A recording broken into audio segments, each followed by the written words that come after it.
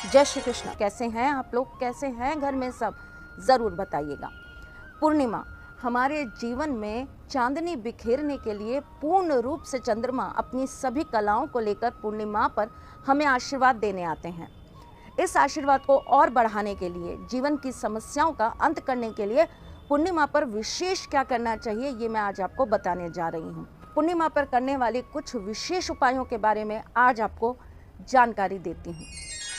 चंद्रमा हमारे जीवन में हमें बहुत सारी चीज़ें प्रदान करते हैं, मन को शांति, धैर्य, शीतलता, प्रेम। चंद्रमा हमारे जीवन में बहुत सारी सिद्धि और कल्याण के लिए भी माने जाते हैं। पूर्णिमा तिथि एक ऐसी तिथि होती है जिस दिन चंद्रमा अपने पूर्ण आकार में होते हैं, अपनी पूरी कलाओं में होते हैं। इस दिन को माँ लक्ष्मी की विशेष आशीर्वाद की प्राप्ति हुई है।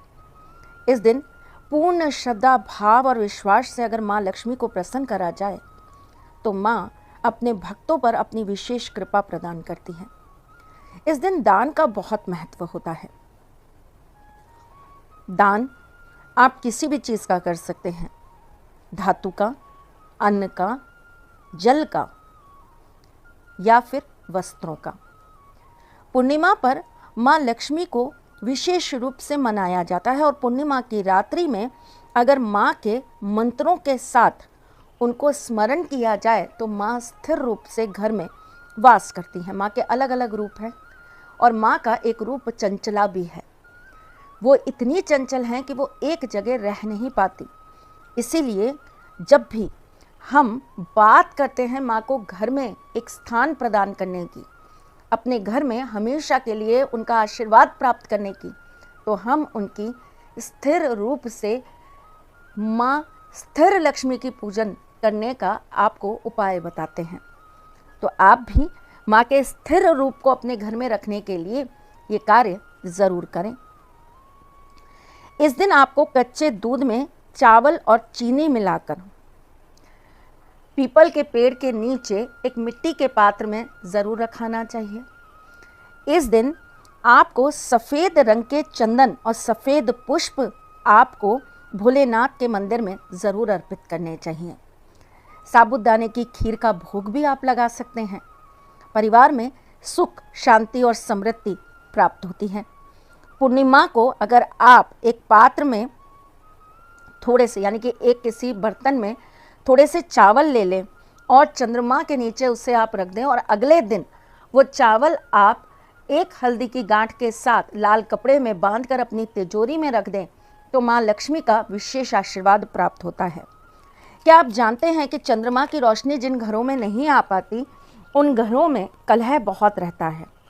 चंद्रमा की रोशनी जिन घरों में नहीं आती उन घरों में डिप्रेशन के शिकार लोग बहुत रहते हैं। जिस घर के अंदर चंद्रमा की रोशनी नहीं आती वहाँ पर लोगों की शादियाँ या तो हो नहीं पाती और होती हैं तो टिक नहीं पाती। इसलिए चंद्रमा की रोशनी का भी अपना एक बहुत महत्व है। चंद्रमा की रात्रि में आपको, यानी कि पूर्णिमा की रात्रि में आपको चंद्रमा के समक्ष खड़े होकर उनकी चांदनी को ग्रहण करना चाहिए। इस दिन आपको एक बाल्टी के अंदर थोड़ा सा जल रखकर अपनी छत पे रख देना चाहिए जहाँ पर चंद्रमा की रोशनी उस पर आकर पड़े, और उस जल को अगले दिन आपको एक बोतल में भरकर अपने पास रख लेना चाहिए और रोजाना नहाने से पहले आपको उस बोतल में से थोड़ा सा जल निकालकर अपने ऊपर छिड़काव करना चाहिए। उसके बाद आप नॉर्मल तरीके से अपना स्नान करिए। देखिएगा आपके जीवन में प्रेम आने लगेगा, आपको अच्छा अनुभव होने लगेगा, आपकी परेशानियों से आप दूर होने लगेंगे। इस जल को आप अपने साथी के ऊपर भी छिड़क सकते हैं तो वो भी आपके प्रेम में पागल हो जाएगा। अगर पॉसिबल है तो आप इसे पिला भी सकते हैं। लेकिन ये जल आपको अपनी छत से सुबह 4 बजे से पहले पहले नीचे ले आना है। सूरज की रोशनी आते ही इस जल की पावर ख़त्म हो जाएगी। आज की रात्रि बहुत सिद्ध रात्रि होती है, इसलिए आज की रात्रि में हम बहुत सारी चीज़ों को सिद्ध करते हैं, जैसे कि क्रिस्टल्स, जैसे कि रुद्राक्ष, जैसे कि स्टोन्स। इन्हें आज चार्ज किया जाता है, यंत्रों को चार्ज किया जाता है। आज के दिन हम चावलों को चुपचाप ठाकुर जी के मंदिर में अर्पित कर देते हैं।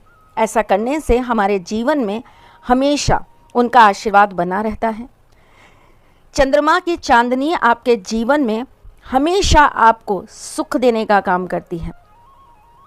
अगर आप पूर्णिमा की रात्रि में अपनी नाभि पर अपना सीधा हाथ रखकर चंद्रमा को देखते हुए पुत्र प्राप्ति की कामना करती हैं तो आपकी ये कामना ज़रूर पूर्ण होती है।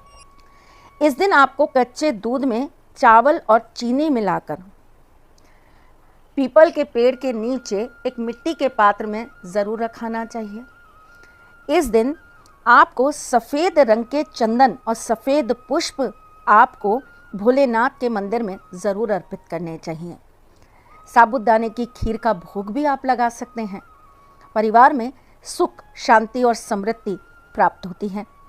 पूर्णिमा को अगर आप एक पात्र में थोड़े से यानी कि एक किसी बर्तन में थोड़े से चावल ले लें और चंद्रमा के नीचे उसे आप रख दें और अगले दिन वो चावल आप एक हल्दी की गांठ के साथ लाल कपड़े में बांधकर अपनी तिजोरी में रख दें तो माँ लक्ष्मी का विशेष आशीर्वाद प्राप्त होता है। क्या आप जानते हैं कि चंद्रमा की रोशनी जिन घरों में नहीं आ पाती उन घरों में कलह बहुत रहता है।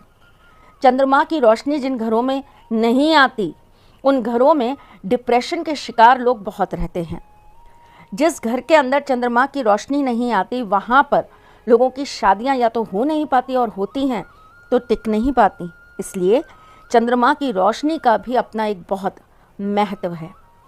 चंद्रमा की रात्रि में आपको यानी कि पूर्णिमा की रात्रि में आपको चंद्रमा के समक्ष खड़े होकर उनकी चांदनी को ग्रहण करना चाहिए।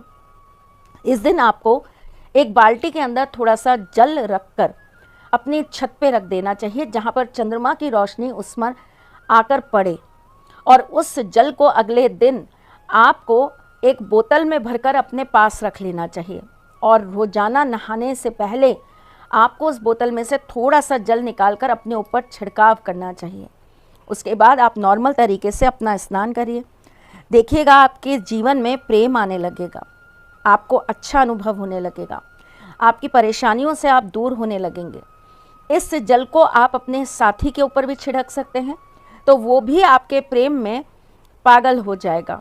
अगर पॉसिबल है तो आप इसे पिला भी सकते हैं। लेकिन ये जल आपको अपनी छत से सुबह 4 बजे से पहले पहले नीचे ले आना है। सूरज की रोशनी आते ही इस जल की पावर ख़त्म हो जाएगी।